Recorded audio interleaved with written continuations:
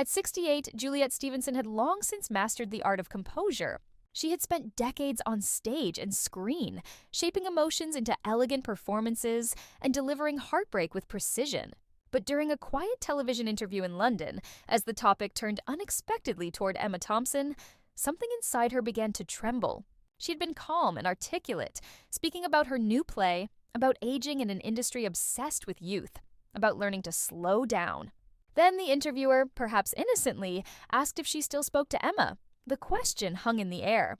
Juliet looked down at her folded hands, her throat tightening, and after a long silence she whispered, "I wish I did." It had been almost 40 years since Juliet and Emma first met, two young actresses in the mid-1980s, each filled with ambition and a hunger for something bigger than applause. They were cast together in a small theater production, a political satire that barely lasted 3 weeks, but something powerful was born between them. Juliet remembered those first rehearsals, the shared sandwiches, the cigarettes smoked between takes, the thrill of feeling understood. Emma had an energy that could light up any room. She was wickedly funny, brilliant, unpredictable. Juliet, by contrast, was methodical, quieter, the kind of actress who prepared for everything. Somehow, they balanced each other perfectly. They became sisters, not by blood but by choice, bonded by a shared determination to carve space for women in a male-dominated industry. When Emma's star began to rise, Juliet was her loudest cheerleader. She watched from the stalls as Emma dazzled on stage, then followed her across the Atlantic when Hollywood came calling. By the early 1990s, Emma Thompson had become a household name, winning Oscars, writing scripts, embodying grace and intelligence in equal measure. Juliet was proud, genuinely proud, but there were moments when the applause for Emma sounded like a distant echo of what Juliet herself had once dreamed. Her career flourished too, but in quieter ways. More theater, fewer headlines. She was respected, even revered, but not famous. And though she never admitted it, even to herself, part of her wondered if Emma had simply outpaced her. Their friendship began to strain during the filming of a BBC miniseries called A Measure of Grace, a project that should have cemented their legacy as the defining pair of their generation. They played sisters, naturally, one ambitious, one restrained. The parallels were uncomfortable. From the start, the production was tense. The director, eager for drama, fed the tabloids rumors of rivalry. "Two queens of British acting," the headline said, "and only one crown." On set, Emma's confidence filled the room, and Juliet's quiet focus was often mistaken for coldness. There were small misunderstandings that grew into distance, lines rewritten without warning, scenes cut without consultation, moments when Juliet felt invisible. It all came to a head one afternoon when Emma, trying to be helpful, corrected her during a take. The crew laughed, thinking it was banter, but Juliet felt the sting of humiliation. She finished the scene, went back to her dressing room, and cried for the first time in years. Later that evening, Emma came to apologize, but Juliet couldn't bring herself to open the door. It wasn't just about that moment. It was about everything. The imbalance of fame, the exhaustion of comparison, the quiet ache of feeling left behind. From that day on, their friendship was never quite the same. The show aired to rave reviews. Critics praised both women, but Emma, as always, dominated the headlines. Juliet sent her a note of congratulations. Gracious, warm, but Emma never replied. Whether by accident or avoidance, she didn't know. Months turned into years. They crossed paths at charity events, awards shows, memorials for old colleagues. There were polite smiles, brief embraces, but never conversation. The world saw camaraderie.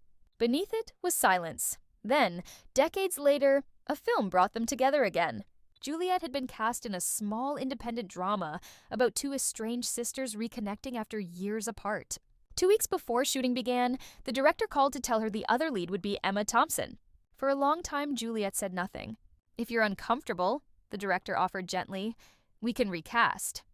But Juliet surprised herself by saying, "No, it's time." When they met on set in the Scottish Highlands, both women froze. Emma, still radiant but older now, smiled hesitantly. "Well," she said softly, "it took us long enough." Juliet smiled back. "It always does." The first week was awkward. Careful words, professional politeness, too many unspoken things. But the film story mirrored their own too closely to ignore. The script demanded vulnerability, forgiveness, understanding. And as they rehearsed, something inside Juliet began to thaw. She saw the same mischief in Emma's eyes, the same warmth that had once drawn her in. One evening after a long day of shooting, they sat outside under the fading light, wrapped in blankets against the chill. Emma turned to her and said, "You know, I never meant for us to drift apart." Juliet nodded. "I know, but we both let it happen." Emma sighed. "I think I was afraid. You reminded me of who I was before all of this." She gestured vaguely at the world of fame and noise around her. "And I didn't always like that person." Juliet looked at her for a long moment before saying, "Maybe I was afraid too. Afraid that if I stood too close, people would only ever see your light, not mine." There was silence between them then, soft and heavy, before Emma reached out and took her hand. "I missed you," she whispered. Juliet smiled through tears. "I missed you too." They finished the film, and when it premiered months later, critics called their performances breathtaking, haunting, a reunion worth waiting for. On the red carpet, they stood side by side again, laughing like they had in their 20s. To the public, it looked like a simple friendship renewed. But for Juliet, it felt like the closing of a wound she hadn't realized was still open. So when, during that interview, the journalist asked about Emma, Juliet couldn't hold it in. "We lost so many years," she said, her voice cracking. "So many silly years, filled with pride and fear and silence. But we found each other again, and that's enough." Tears gathered in her eyes. I think the hardest part of getting older isn't the wrinkles or the roles that stop coming. It's realizing how much time you wasted not saying what mattered. The interviewer reached out and squeezed her hand. The camera stayed still, recording the quiet moment of truth. Juliet wiped her eyes, laughed shakily, and said, "Oh dear, I didn't mean to turn this into a therapy session." Later, as she left the studio and stepped out into the soft drizzle of a London evening, she thought of Emma again, of that first rehearsal room, of laughter, of second chances. She didn't regret crying. At 68, she finally understood that some stories don't end in bitterness or triumph. They end in forgiveness. And that, she thought, was the real performance of a lifetime.